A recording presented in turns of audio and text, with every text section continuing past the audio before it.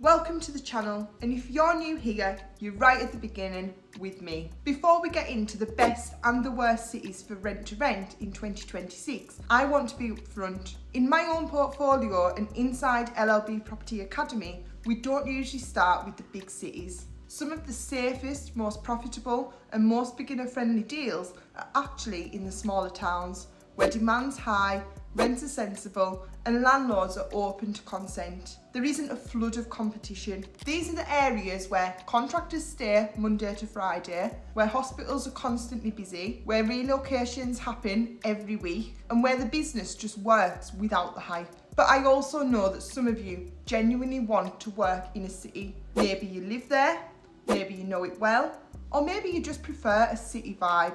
And that's totally fine. You absolutely can make a city work as long as you choose the right one and you understand the challenges that you're going to face. So this video is going to give you clarity whichever direction that you choose. Let's start with a quick reality check for 2025 and beyond. We're moving into a period with more rules, not less. The UK is heading towards a national short-term rental register and some areas are tightening planning rules. Globally, we're seeing exactly the same trend.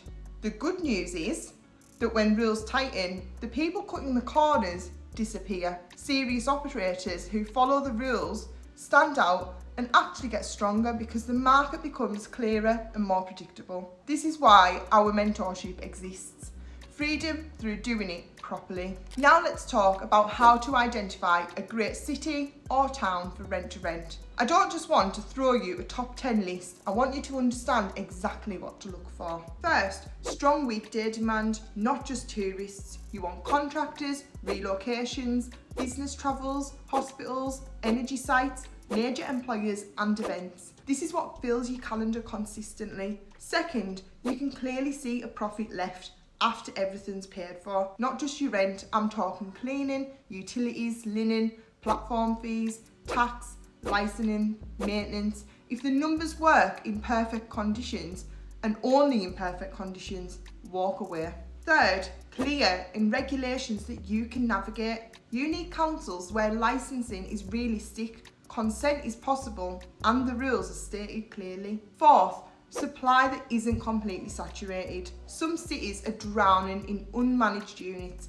fighting over the same guests. You want markets where quality and consistency actually make a difference. And fifth, demand for 28 nights or more. Contractors, relocations, family in between moves.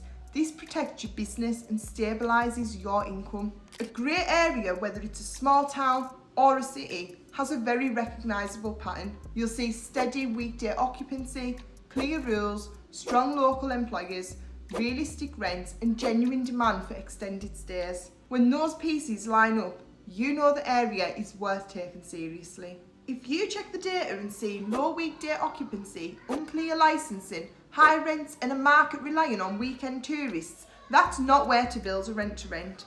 Before you fall in love with a postcode, run it through the checklist. If you're set on a city or you live in one and want to stay local, here are the cities that I would look at in 2026. Manchester, but outside the stricter central zones. Strong contractor demand and relocation demand, great extended stays and clearer rules once you're out the centre. Birmingham, major employers, huge project work, steady weekday demand and clear licensing.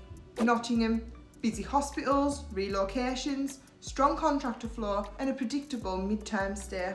Sheffield, consistent worker demand, good affordability and strong 28 night plus bookings. Liverpool, but only in the targeted areas. Great contractor and medical demand, but avoid the pure tourist pockets. Leeds, corporate relocations, hospitals, events and reliable weekday occupancy. Cardiff, government, medical and contractor demand with excellent extended stay patterns. Now let's look at the high risk cities that you want to be cautious with. London, complex planning rules, Article 4, the 90-day rule, high rents and low landlord consent. Great for advanced operators, but definitely not for beginners. Edinburgh, one of the strictest licensing and planning environments in the UK. Brighton, tourist heavy, strict planning and inconsistent weekdays. York, Strong stay for short stays and mostly weekend demand. Bath, high rents, heavy restrictions and tourist-led demand. Other places to approach carefully include Oxford, Cambridge, Bristol, central Manchester, central Liverpool and any city that relies mostly on tourism. So how do you analyse a city or town that you're looking at? Here's a simple 4-step method that we use inside LLB Property Academy. Step 1, setup.